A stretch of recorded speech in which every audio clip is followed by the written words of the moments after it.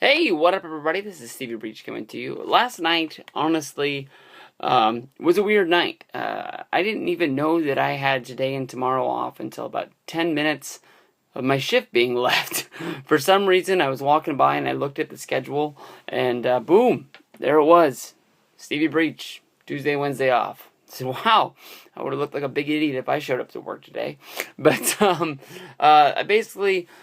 had a different sort of a feel with it sort of being my Friday night. For some reason, I got home, I checked out some reviews of Monday Night Raw, and basically I saw everybody bitching about what was a 3-hour commercial for the WWE Network, a product that I already own.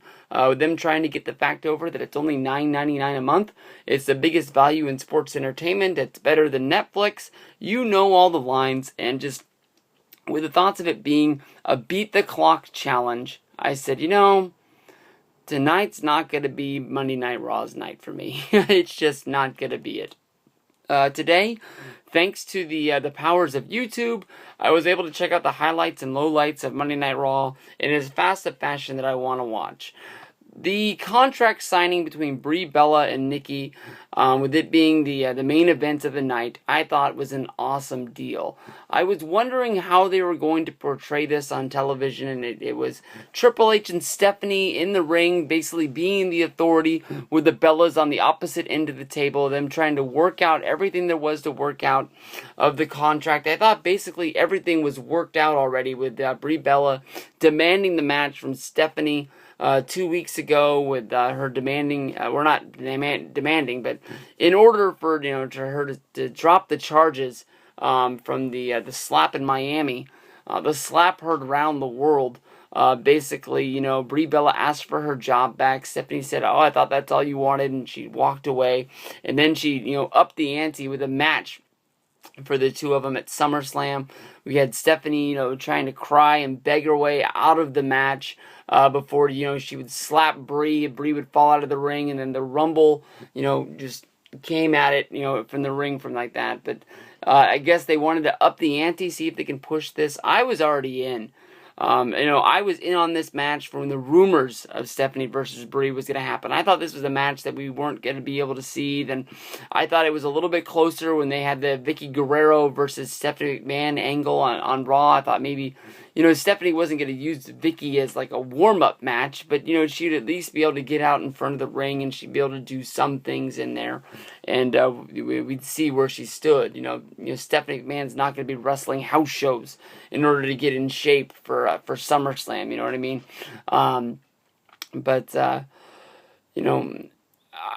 I'm sold on it. I think this is a main event angle. I thought this was awesome. It deserved to be in the main event of Monday Night Raw. When I first heard last night from the reviews that basically there was, Triple H and Stephanie out there attacking the Bellas, I was sort of scared about how that was going to come off on TV.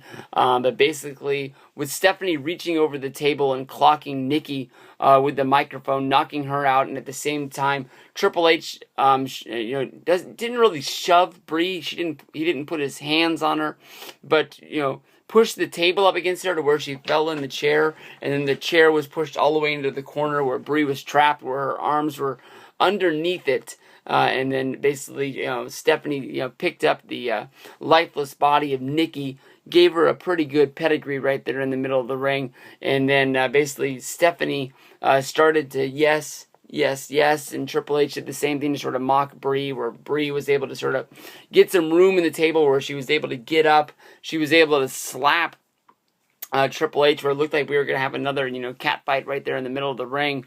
But as, basically Brie was about to climb over the table, Stephanie reached up, grabbed her head, smashed it into the table, and then was able to grab her out and basically hit another pedigree. The one thing that I really loved about this, but it seemed that, like, Stephanie McMahon is almost drunk on power to the point where basically it seemed like, that kiss that she gave Triple H was more than a normal kiss between Triple H and Stephanie. It was almost like she was turned on by the fact that she had done this.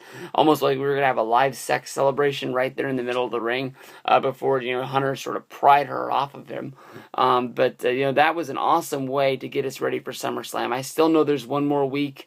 Hopefully we'll get Brock and Cena on the go-home show from Portland. Of course, it's also going to be my boy, Hulk Hogan's birthday. I haven't got my invitation yet, but I keep checking my mailbox, Hulk. Anytime. On that day I get off at 1 o'clock in the afternoon, I can hop a flight. I can be at the airport within 20 minutes from my work, and I can be in Portland. I know that you ain't going to be going on another place than the main event, Hulk. So we'll see what that's about. I'll be there in no time, Hulk. Just let me know and I'll be there. But an awesome segment on Monday Night Raw. I feel bad for anybody who had to sit through the 3-hour edition of Raw. I know that there was some matches on there. Del Rio going out there against Ambrose. And then everybody was really surprised by Slater versus Seth Rollins. But all in all, that was Raw. Pretty much just watch that on YouTube if you missed it, and you're going to be all caught up. It'll more than likely be on This Week in WWE, but WWE Network, peace out.